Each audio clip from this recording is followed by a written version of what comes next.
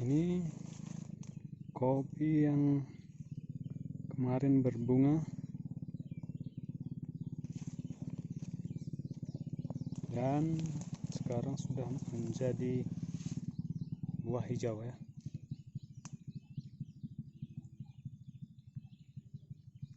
Yang tahun lalu kita pangkas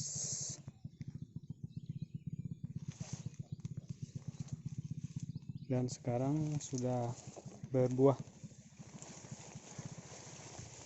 Dia lebih banyak buahnya di samping atau di bawah ya. Jadi kita bisa mengontrol buah yang atau cabang-cabang yang mana yang akan kita akan tumbuh buah ya.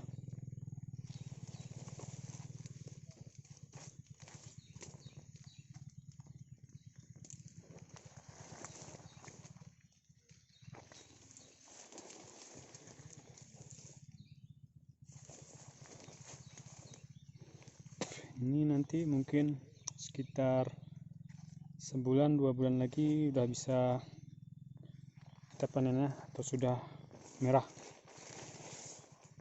bisa kita petik.